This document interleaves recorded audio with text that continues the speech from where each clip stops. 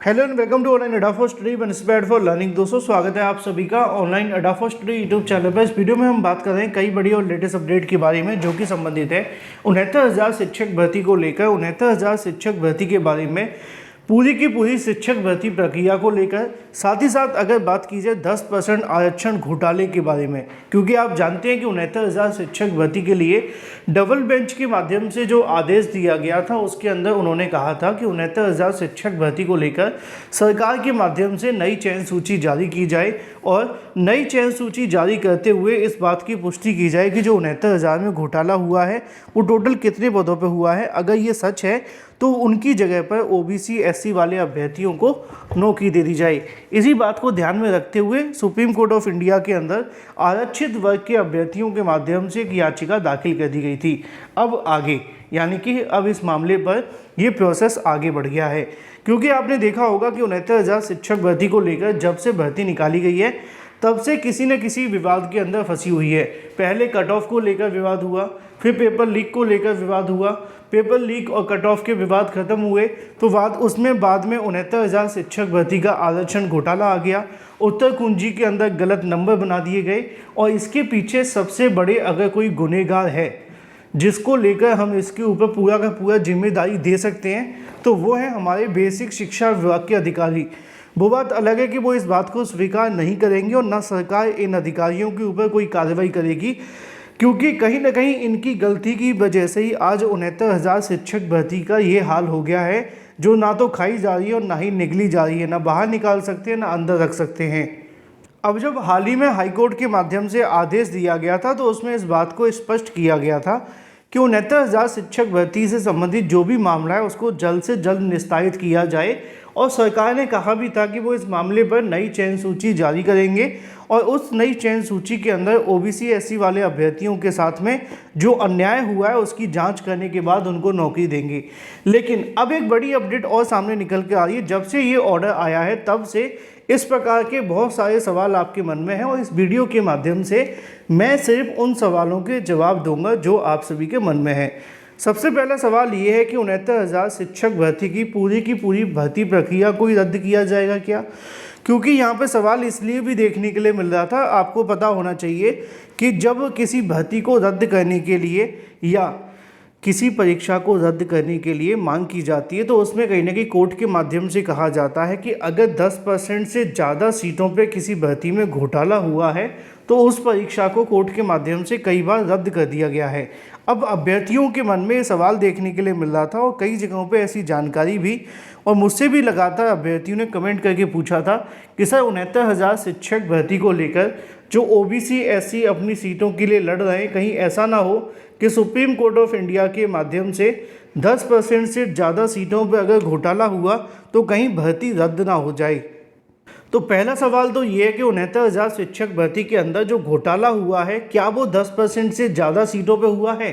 तो इसका जवाब है यस, क्योंकि आप जानते हैं कि जब हाल ही में आपके लिए 69,000 शिक्षक भर्ती में घोटाले को लेकर सीटों की अनाउंसमेंट की गई थी तो टोटल 6,800 सीटों पर ही उन्होंने यहाँ पर घोटाले को स्वीकार किया था। अब बहुत सारे अभ्यर्थी कहते थे कि 6,800 का आंकड़ा कहाँ से आया था। वैसे तो ये आंकड़ा पिछड़ा वर्ग आयोग के माध्यम से ही देखने के लिए मिला था, लेकिन अगर ये आंकड़ा मान लीजिए कि 6900 या 6901 या 6902 के समथिंग निकलता तो क्या ये आंकड़ा सीधे तौर पे भर्ती को रद्द कराने के लिए सफिशिएंट था? तो इसका जवाब है कि अगर किसी भर्ती के अंदर 10% से ज़्यादा सीटों पे घोटाला होता है तो सुप्रीम कोर्ट उस परीक्षा को रद्द कर सकता है, लेकिन यहाँ पे परीक्षा रद्द करने को लेकर कोई मामला है नहीं है। ठीक है, ध्यान से समझना पड़ेगा कि अगर किसी परीक्षा को रद्द करने की मांग की जाती है कोर्ट के अंदर तो कोर्ट इस बात को कंसीडर करती है कि क्या 10% से ज़्यादा सीटों पे घोटाला हुआ है जो वैकेंसी निकाली गई है। अब 69,000 का 10% कितना निकलेगा? आप जानते हैं कि 6900 के समथिंग निकलेगा, 1% 690 होगा। ठीक है, अब अगर 69,000 के अंदर एक जीरो काट करके देखें तो 6900 के समथिंग निकलता है तो क्या इतनी सीटों पे घोटाला हुआ होगा? क्योंकि यहाँ पे परीक्षा को लेकर घोटाले की बात नहीं की जा रही है, यहाँ भर्ती प्रक्रिया के अंदर घोटाला हुआ है। ठीक है, अब एक चीज़ ये भी है कि अब मान लीजिए कि दोनों घोटाले एक जैसे ही हैं, क्योंकि परीक्षा में घोटाला होगा तब भी नौकरी मिलेगी, भर्ती प्रक्रिया के अंदर कोई घोटाला होगा सॉफ्टवेयर बनाते समय, चयन सूची बनाते समय, मेरिट लिस्ट बनाते समय, तब भी नौकरी तो शिक्षक के पद पर ही मिलेगी। तो इसका जवाब है कि यहाँ पर 69,000 शिक्षक भर्ती परीक्षा को रद्द करने संबंधित कोई मामला ही हाई कोर्ट या सुप्रीम कोर्ट के अंदर मौजूद नहीं है, क्योंकि जब 69,000 की परीक्षा हुई थी उस समय पे कई अभ्यर्थियों ने इसको लेकर मांग की थी, लेकिन उसमें उनको ज़्यादा कुछ मिला नहीं था। तो ऐसे में जो अभ्यर्थी इस बात को लेकर परेशान और चिंतित हैं और लगातार मुझसे कमेंट करके पूछ रहे थे कि क्या 69,000 शिक्षक भर्ती को लेकर मामला सुप्रीम कोर्ट में जा रहा है, तो 69,000 में अगर 10% से ज़्यादा सीटों पे घोटाला होता है तो क्या ये भर्ती परीक्षा रद्द हो सकती है? तो इसका जवाब है कि अगर भर्ती परीक्षा के बारे में यहाँ पे घोटाले के से संबंधित मामला होता, ठीक है ना, यहाँ पे अगर ये होता कि 69,000 में जो घोटाला हुआ है और जो परीक्षा की गई है उसके अंदर घोटाला हुआ है और परीक्षा को रद्द कर दिया जाए, सिंगल बेंच से लेकर डबल बेंच और सुप्रीम कोर्ट तक ये मामला गया होता, तो यहाँ पे रद्द का मामला आता। जबकि यहाँ पे जो मामला है वो रद्द का नहीं है, यहाँ मामला है ओबीसी और एससी अभ्यर्थियों का।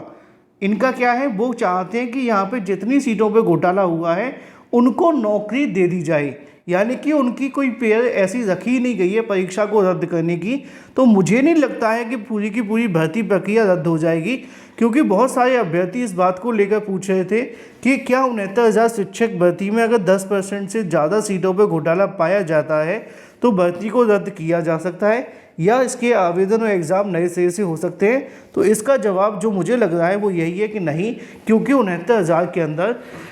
जो सुप्रीम कोर्ट के अंदर या हाई कोर्ट के अंदर अभ्यर्थी गए हैं वो सिर्फ अपनी आरक्षण की मांग को लेकर ही गए हैं और आरक्षण से संबंधित मामले पर निस्तारण के लिए गए हैं, ना कि 69,000 के अंदर भर्ती प्रक्रिया को रद्द करने के लिए। तो जहाँ तक चीज़ों को मैंने एनालाइज़ किया है अभी तक तो इसमें ऐसा कुछ नहीं है, अगर भविष्य में कुछ होगा बाद में देखा जाएगा। लेकिन एक चीज़ ये भी है कि 69,000 शिक्षक भर्ती जो पूरी हुई है वो सुप्रीम कोर्ट के आदेश पर ही हुई है। अब 69,000 में जब सुप्रीम कोर्ट का आदेश 60-65 पे आया था, उसी को ध्यान में रखते हुए नौकरियां दी गई हैं, तो इतना आसान नहीं होगा कि इसको रद्द कर दिया जाए, ठीक है। तो ऐसा शायद अब नहीं हो पाएगा, ये कन्फर्म है। दूसरी थी बीएड को लेकर, क्योंकि 69,000 के बीएड को लेकर भी बहुत सारे सवाल हैं। यहाँ पर बीटीसी अभ्यर्थियों के माध्यम से एक के बाद एक भर्ती में बीएड को बहाल किया जा रहा है। एमपी हो, छत्तीसगढ़ हो, इसके अलावा राजस्थान हो, यूपी में तो आप जानते हैं कि जो 69,000 ही है। और इस 69,000 शिक्षक भर्ती में बीएड सेफ है या नहीं, तो इस बात को लेकर मैं ये कहना चाहूँगा कि जो 11 अगस्त 2023 का डिसीज़न दिया गया था उसके आधार पर बीएड करने वाले अभ्यर्थी प्राइमरी में सेफ हैं, ठीक है, पहला।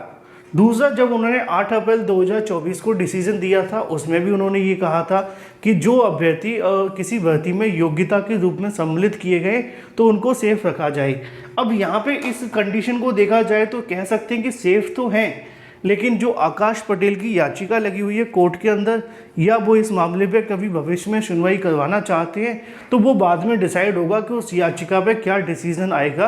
क्योंकि ये मामला काफ़ी लंबे समय से चल रहा है बीएड वर्सेस बीटीसी को लेकर यूपी में, लेकिन उसमें अभी तक ऐसा कोई आदेश आया नहीं है। और गुड्डू शर्मा की भी एक याचिका थी, उसको लेकर भी कुछ खास अभी हुआ नहीं है। तो अगर 69,000 में बीएड के लिए कुछ हो सकता है तो ये 2 याचिका ही हैं, इसके अलावा किसी और याचिका के माध्यम से शायद बीएड को लेकर कुछ नहीं होगा,